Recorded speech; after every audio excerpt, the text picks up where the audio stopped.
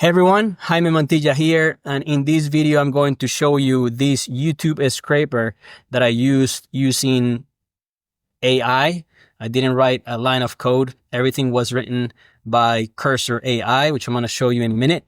So I'm just going to walk you through it, how I did it, and the resources that I use in order for me to be able to generate this information here or to scrape YouTube's videos that have different information, the metadata from these videos and so forth, which would help a content creator or somebody that is looking to obtain all the information all at once instead of having to go to YouTube, go into the channels, grab the information, going back, and then, going back and forth between the UI. This will give you like the top videos for that specific query. And then you can actually see, all the information related to it. You have the views, you have the likes, the duration, the published date, the engagement, you have the amount of subscribers without you having to go into the channel and gather all this information.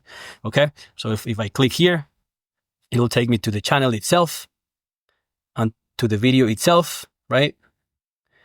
This is the channel. So I'm just going to close this out.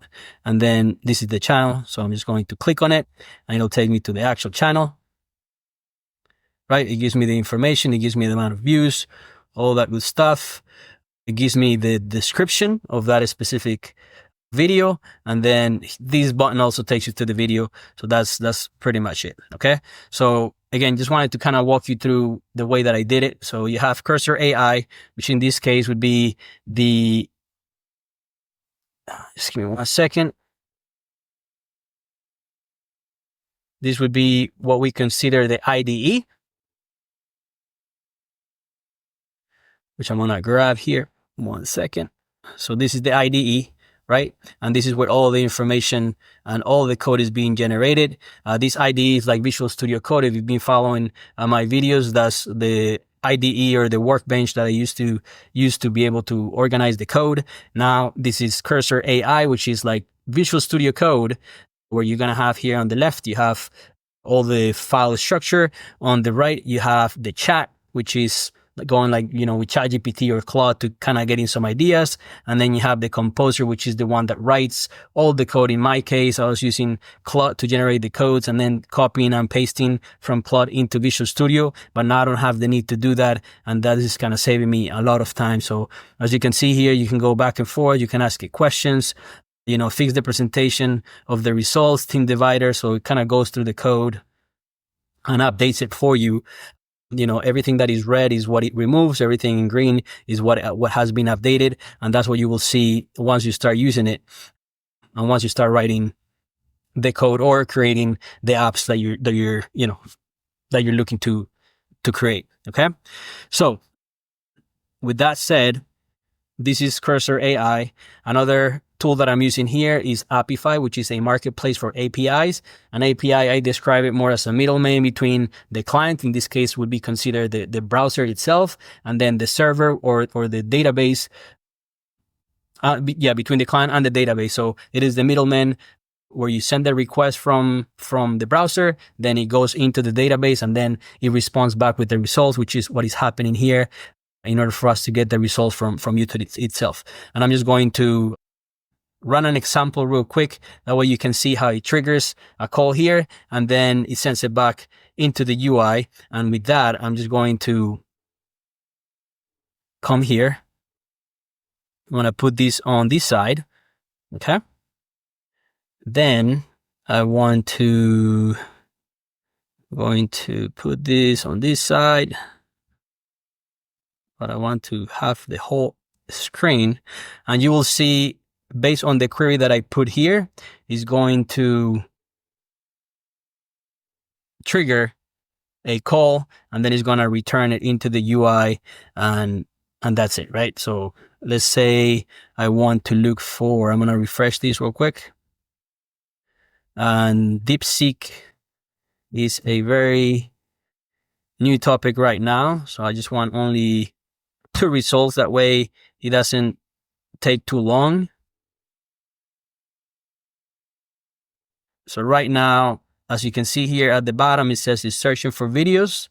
As you can see here on the left, it says it's starting the crawler. We just have to wait a few minutes for it to populate. In this case, it populated already. I get the finished total of 3. We only got a result of 2, maybe 1 failed. So 2 results, 3 handled, which is fine. And you can see here the results here, how they're presented. I want to put them in another tab. And this is what they look like. So you don't really have that visibility of what the YouTube look like or the thumbnail or anything like that. So that's why it's good to have a UI to kind of have a representation of the results that you got. That way you can make better decisions. So in this case, you have DeepSeek has a Chinese company open up a new chapter for AI. This is the amount of views for that specific video. There's not the amount of likes. This is the amount of subscribers for that channel, which is 1.3. That's CNBC. So let's make sure that is correct. So that is correct. And then you can actually see the video description, the chapters and all the stuff. The same for this one. China's DeepSeek trigger global tech sell-off.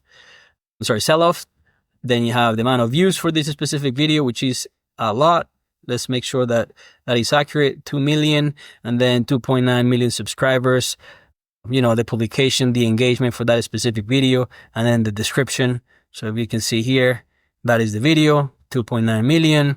If I go to the channel, it's actually for the same channel, or not channel, but a different channel, but CNBC. And let's see. So 2.96 million. Okay.